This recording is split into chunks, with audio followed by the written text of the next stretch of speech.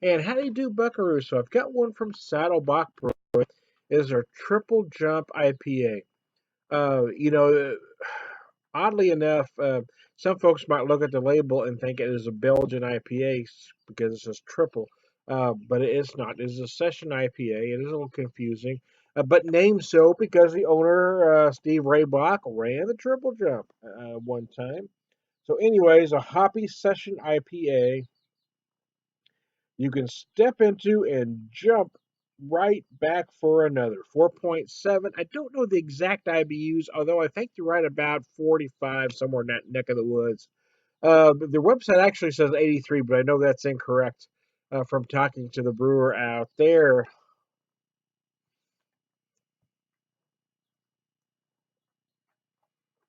Oh gosh, wow, the aromas on this are just beautiful. You know, some folks are going to take exception right away, calling a 4.7 beer session, but I've noticed in talking to different brewers that I've ran across, if I think if your influences are mostly English brewing, traditional British, you want to draw that line at 4% because that's where that first came about. Talking about uh, the pub sessions in Britain. But I think Steve Raybach and the folks at Urban Chestnut that have more of a German influence, I've noticed, will draw that line more at 5% because, well, that is their influence. German, Czechoslovakian pilsners typically run between 4.5 to 5%. So they would refer to that as a session beer. So, anyways, to make a long story short, if that's possible at this point, anyways, because it's already a long story, Tom. You talked a long time. I think brewers that are mostly influenced by German styles rather than traditional British see the word session a different way and may draw the line at 5%. Either way, whether you think this is a legitimate style or not, whether you think 4.7 is session or not, the bottom line for me is wow. I've had this before. I do like the beer. What I like about it is I've had several so-called session IPAs, and although I personally don't like the word session IPA, I wish they'd be called something else. Hoppy small ales, anything other than session IPA. A lot of them just feel unbalanced. They just feel like one-dimensional hop juice. This one actually is different, and what I really love about it is the aromas. The aromas are just incredible. And although a lot of these beers, you don't feel a lot of malt or any malt on the aromas, so you're just attracted by the hops, which are supposed to be aromatic. But in this one, you get a lot of different things coming at you. I do feel some malt. I feel some spicy hops. I feel some floral hops. I feel some fruity hops. I just feel a lot of things. It's just nice. It's aromatically pleasing in all directions.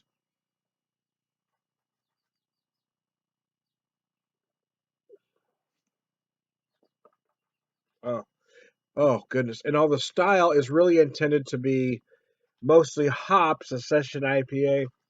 This one doesn't feel as one dimensional as most of them feel to me, and I think a lot of them are just lacking that malt balance. Now, I have some good friends that really think these ought to be called APAs, and I don't necessarily disagree with them, other than to say beer evolution. Yeah, you know what? 20 years ago, if this beer was to be out 20 years ago, it really ought to be called probably an APA. But in today's craft beer world, a 4.7 45 IBU beer isn't really going to be an APA. At one point, it would have been, but with what folks are coming out with today, it really isn't. I mean, at one time, an IPA was lower in ABV and IBUs than it is now, but with all the factions of IPA there is out there these days, I mean, it's just crazy. So again, I don't necessarily disagree with my friends. I think they should be called an APA, but that really was at least 20 years ago, to be honest with you, because what craft beer is calling an APA now isn't this. So I do agree it should be called something other than an APA, although I really hate the term session IPA. I wish they'd be called hoppy. Uh, Small hoppy ales, hoppy session, call it whatever. Anyways, sometimes us beer geeks make too much out of what's in a name. The bottom line is it's a tasty damn beer.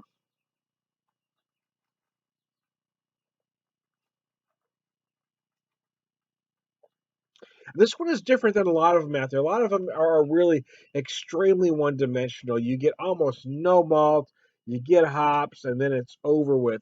But some people like that. For me, not so much.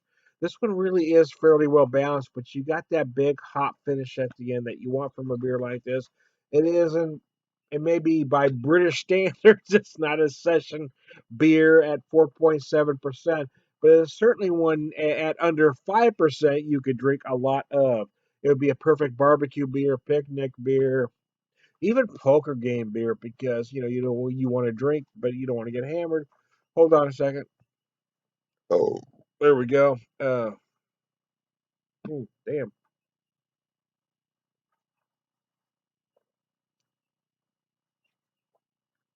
Specific flavors, you might ask. Okay, I'm getting a little bit of stone fruit in the middle.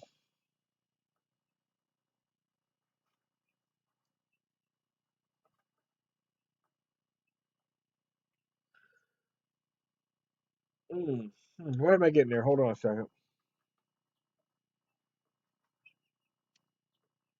There may be hints of grapefruit. I'm certainly getting some orange, probably close to tangerine, to be honest with you, notes. And I'm getting some beautiful pepper notes in the finish. It's just a nice beer. It's enjoyable. It's just something, even though it is 4.7 and maybe not technically a session beer by British standards, from a brewer, Steve Raybach out there, that is really influenced by German standards. I think to his mind, it is a session beer because it is under 5%. So the question would be, would I buy this again? Yeah, actually, I would. I wish they would start making this in six packs rather than bombers. To be honest with you, any smaller beers like this, I really don't like buying in bombers. To be honest with you, I like buying the bigger stuff. I would really like to see this in six packs. I would really love to see this in six pack cans. To be honest, especially going into the spring and summer. But however you want to slice it, it's a fine beer. Just Tom the Beer Whisperer. I'll talk to you later.